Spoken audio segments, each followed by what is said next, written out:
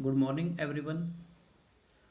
पिछली वीडियो में हमने कक्षा 10वीं का अध्याय 3 दो चर वाले रैखिक समीकरण युग्म की प्रश्नावली नंबर 3.2 का अध्ययन किया। अब हम प्रश्नावली 3.3 का अध्ययन करेंगे, जिसमें क्या है, एक रैखिक समीकरण युग्म को हल करने की बीजगणितीय विधि। जो पिछले हमने किया था वो ग्राफीय विधि थी, वो जो 3.2 में हमने पढ़ा था। अब हम क्या करेंगे, बीजगणितीय विधि। जैसे कि हमने पढ़ा था कि हमारे पास अलग अलग विधि है, दो रैखिक समीकरणों को हल करने की अलग अलग विधि है। जैसे पहली है ग्राफीय विधि, तो उसके बाद विधि जो नाम है उनके बीजगणित विधियों के नाम है। तो सबसे पहली विधि है हमारी प्रतिस्थापन विधि। पहली विधि कौन सी है? प्रतिस्थापन विधि। तो इसके द्वारा हम इसका हल करेंगे। तो हमारा पाठ दो चर वाले रैखिक समीकरण युग्म, रैखिक समीकरण युग्म को हल करने की बीजगणितीय विधि। तो पहली विधि है प्रतिस्थापन विधि। प्रतिस्थापन विधि में क्या होता है, जैसे कि हम प्रश्नावली का पहला प्रश्न 3.3 का पहला प्रश्न या उदाहरण पढ़ेंगे तो उसमें पता चलेगा। निम्न रैखिक समीकरण युग्म का प्रतिस्थापन विधि से हल कीजिए। तो प्रतिस्थापन विधि में क्या होता है, आपको दो रैखिक समीकरण युग्म दिए हुए हैं, x + y = 14, x - y = 4। यानी कि दोनों को जोड़ने पर जो जोड़ हो 14 के बराबर, दोनों को माइनस करने पर उनका जो डिफरेंस है, माइनस घटाने पर जो उनके बीच का जो डिफरेंस हो कितना है, 4 के बराबर है। तो यहाँ दो समीकरण आपको दी हुई है। प्रतिस्थापन विधि में हम क्या करते हैं, हम चर का प्रतिस्थापन करते हैं। तो यहाँ हमने क्या किया, पहले समीकरण या दूसरे समीकरण में से किसी एक समीकरण को आप ले लीजिए। जैसे वन इम्प्लाइज मतलब पहले समीकरण से x + y किसके बराबर है, 14 के बराबर। तो हम यहाँ से क्या करेंगे, इस एक x तो या y, इन दोनों चर में से किसी एक चर का मान दूसरे चर में निकाल देंगे। जैसे यहाँ y का मान कितना आएगा, 14 - x, यानी y का मान हमने निकाल दिया, यानी कि x को यहाँ से विस्थापित कर दिया, तो 14 - x। और जो ये y का मान, अगर हमने y का मान निकालना है तो ये 14 - x है, या x का मान निकालते तो 14 - y निकालते हैं। तो y का मान हमने निकाला, क्योंकि हमने इसको पहले समीकरण से निकाला है, तो y का जो मान है 14 - x को समीकरण 2 में रखने पर हम क्या करेंगे, जो y का मान 14 - x है उसको समीकरण नंबर 2 में रखने पर, तो दूसरा समीकरण क्या है, x - y = 4। तो रखिए x किस जगह, x माइनस y का मान कितना हमने रखना है, 14 - x, किसके बराबर है, 4 के बराबर। हमने दूसरे समीकरण में y का मान रख दिया। अब ये देखिए, पूरी समीकरण केवल x में आ गई, यहाँ केवल x चर है, y चर यहाँ से खत्म हो गया। कैसे, हमने उसको प्रतिस्थापित करके y का मान यहाँ रखने से। तो ये जो केवल पूरा आपका मान है जो x में आ गया, जो बहुपद है वो x में आ गया। अब इसको हल करते हैं, एक इक्वेशन है, समीकरण ये आपका। तो x - 14, तो -- प्लस x = 4। तो x और x 2x - 14 = 4। तो 2x बराबर है, ये 14 उधर जाएगा तो प्लस का 14 जाएगा, तो 4 और 14 18। तो x कितना आएगा, ये 2 से भाग देने पर 2x = 18, तो x कितना आएगा, 9। तो ये x का मान 9, जहाँ से हमने y का मान निकाला था, y कितना था, 14 - x। तो y कितना है, 14 - x, x का मान कितना है, 9। तो 14 में से 9 जाएगा तो y का मान कितना गया, 5। तो ये जो है अपना प्रतिस्थापन विधि से हमने x और y के मान ज्ञात किए। तो इसी विधि का नाम है प्रतिस्थापन विधि, जहाँ हम एक बहुपद से दूसरे बहुपद का अंदर वो मान रख देते हैं एक चर का, उसके बाद एक चर का मान आपके पास आ जाता है, उस चर का मान उस समीकरण में रखने पर दूसरे चर का मान आपके सामने आ जाता है। अब तो पहले प्रश्न का पहला पार्ट हमने किया, दूसरा और तीसरा पार्ट ऐसे ही है जैसे हमने ये पहला पार्ट किया। अब हम चौथे पार्ट पे चलते हैं। तो फोर्थ पार्ट इसका 0.2x + 0.3y = 1.3। इस समीकरण को, क्योंकि यहाँ बिंदु आए हुए हैं, तो पहले बिंदु को कैसे खत्म करेंगे, क्योंकि दशमलव के बाद एक ही स्थान है, तो इसलिए 2 के नीचे 10 लगा देने, 2/10। बिंदु उठाने के लिए हमने क्या लगाया, एक के आगे एक जीरो लगाए, तो 2/10x, 0.3 को लिखा 3/10y, और 1.3 को लिखा 13/10। यानी कि दशमलव, जितने दशमलव स्थान है उतने ही जीरो नीचे लग जाएंगे। अब लघुत्तम लेने पर इन दोनों का लघुत्तम कितना आएगा, 10। तो यहाँ क्या आएगा, 2x + 3y = 13/10। लघुत्तम से लघुत्तम कट जाएगा, क्योंकि इसके नीचे भी 10 आएगा, इसके नीचे भी 10 से 10 कट जाएगा।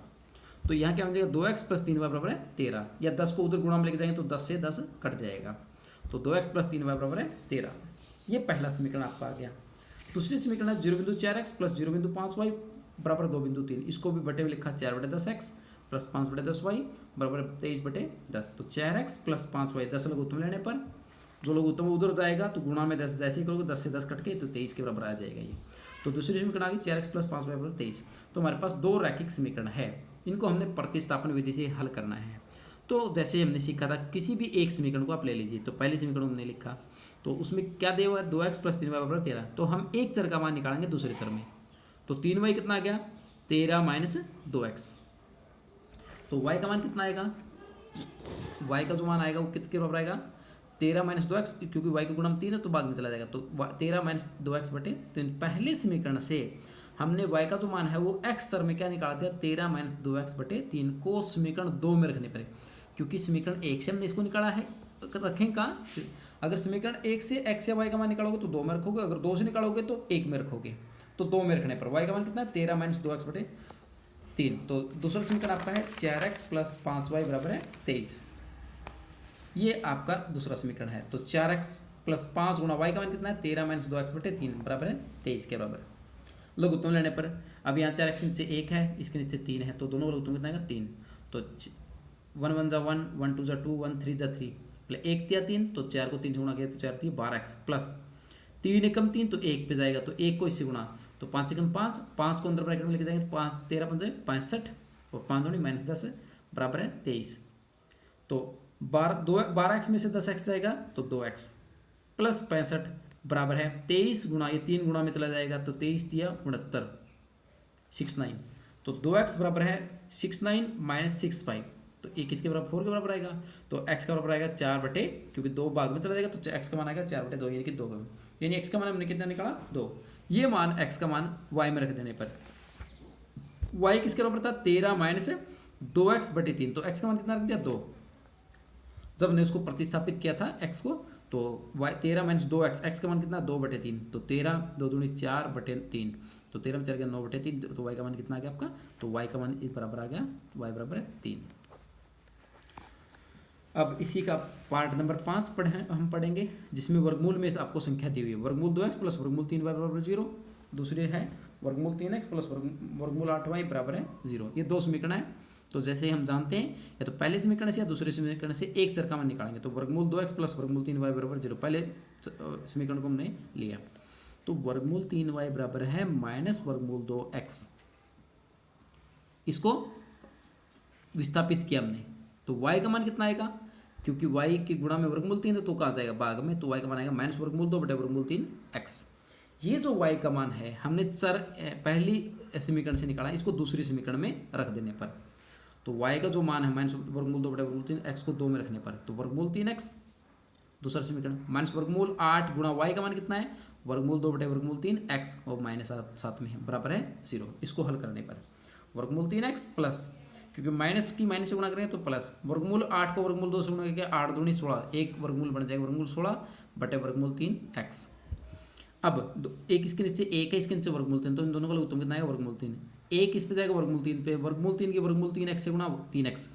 देखिए क्योंकि 1 और इसके नीचे वर्गमूल 3 है, तो किस पे जाएगा, वर्गमूल 3 पे। वर्गमूल 3 की वर्गमूल 3 से x से गुणा करेंगे तो कितना आ जाएगा, 3x, क्योंकि वर्गमूल से वर्गमूल कट जाता है, वर्गमूल 3 गुणा वर्गमूल 3 कितना आएगा, 3x, और प्लस वर्गमूल 3 एकम वर्गमूल 3, वर्गमूल 3 से वर्गमूल 3 कट जाएगा तो 1 पे जाएगा, तो वर्गमूल 16 को क्या ले सकते हैं, 4x, क्योंकि वर्गमूल 16 4 गुणा 4 का वर्गमूल होता है, तो वर्गमूल 16 एक पूर्ण वर्ग संख्या है, इसलिए 4x बन जाएगी, बराबर है 0। 4x और 3x 7x, और जो वर्गमूल 3 भाग में था वो कहाँ चला गया, गुणा में, तो वर्गमूल 3 0 जा 0, वर्गमूल 3 0 के साथ गुणा हो तो 0 बन जाएगा, तो x का मान कितना आ गया, 0/7, ये 0 के नीचे चला गया 7, तो x का मान कितना आ गया आपका 0, क्योंकि 0 को 7 से भाग देने पर क्या आएगा 0। ये x का मान 0 कहाँ रख देंगे, जहाँ से हमने y का मान निकाला, तो y का मान कितना था, वर्गमूल 2 बटे वर्गमूल 3x, यहाँ से, तो x का मान कितना रखा, तो 0, तो y का मान भी कितना आएगा 0। अब इसका पार्ट नंबर 6, जहाँ संख्याएं बटे में दी हुई है, तो 3/2x 3x 3/2x -5/3y = -2। तो अब अगर समीकरण में अगर संख्याएं बटे में आ जाती हैं तो हम सबसे पहले इसको लघुत्तम के माध्यम से रिमूव करेंगे।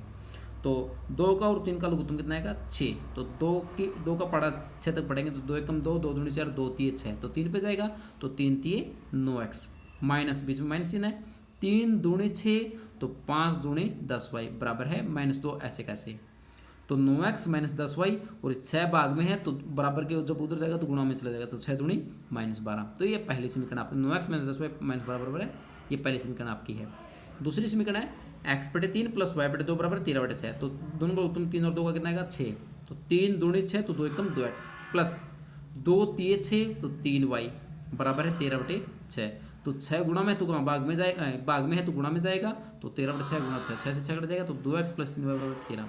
ये दूसरी समीकरण, ये पहली समीकरण, ये दूसरी समीकरण। उसके बाद हम इसको प्रतिस्थापन विधि से, जैसे हमने पिछले प्रश्नों में पढ़ा, आप इसको प्रतिस्थापन विधि से कर सकते हैं। अब प्रश्नावली का दूसरा प्रश्न, पहले प्रश्न के 6 पार्ट थे जिसके हमने कुछ पार्ट का अध्ययन किया।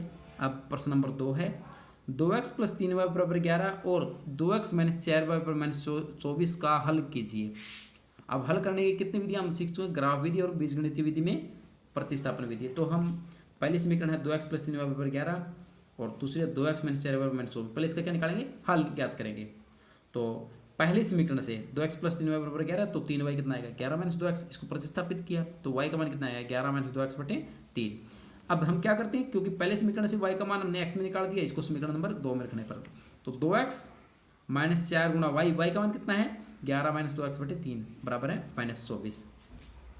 अब 2x के नीचे क्या है, दोनों लोग तुम कितना आएगा 3, तो 2 एकम मतलब 1 एकम 1, 1 दूनी 2, 1 तिया 3, तो 3 पे जाएगा, तो 3 दूनी 6x, 12 माइनस हो तो माइनस 3 एकम 3, तो 4 एकम 4। अब 4 माइनस 4 गुणा होगा 11 माइनस 2x से, तो माइनस 4 को 11 से गुणा किया माइनस 44, माइनस 4 को जब माइनस 2x से करेंगे तो माइनस में प्लस 4 दूनी 8x, और एक इसके बराबर है माइनस 24 के बराबर है, तो 6x और 8x 14x माइनस 44, ये 3 भाग में है तो उधर जाके गुणा में चला जाएगा, तो 24 दिए 72, तो माइनस के 72, तो 14x बराबर माइनस 72, ये 44 उधर जाएगा तो प्लस 44, 72 में से माइनस 72 में से 44 जाएगा तो माइनस के 28, तो x का मान कितना है माइनस 28 बटे 14, तो किसके बराबर आएगा माइनस 2 के, यानी x का मान कितना है आपका माइनस 2।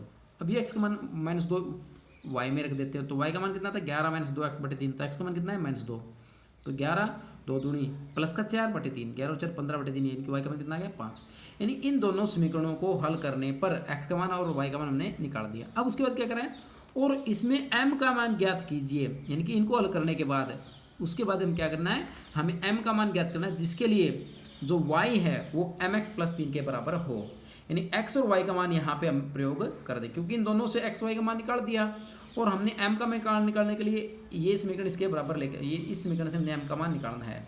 तो समीकरण क्या आपकी, m का मान निकालने के लिए y क्या दे रखा है आपको mx प्लस 3 है, जहाँ x कितना है माइनस 2 और y कितना है 5, तो y की जगह क्या रख देंगे 5 बराबर है m गुणा में x का मान कितना माइनस 2, तो ये 2m बन जाएगा आपका यहाँ पे 2m, 5 बराबर माइनस 2m प्लस 3, तो 2m किसके बराबर आएगा, ये m हम लिखें क्योंकि m का मान हमने निकालना था, तो 5 बराबर माइनस 2m प्लस 3, तो इस 2m को उधर लेके गए तो प्लस 2m, ये 3 ये 5 उधर है तो माइनस 5, 3 में से 5 गया माइनस 2, तो m कितना है माइनस 2 बटे में 2, माइनस 2 को 2 से काटने पर m का मान कितना गया माइनस 1, यानी कि उसको हल किया तो वहाँ से x और y के मान आ गए, और उन x y को मान को यहाँ प्रयोग करने पर आपने m का मान निकाल दिया।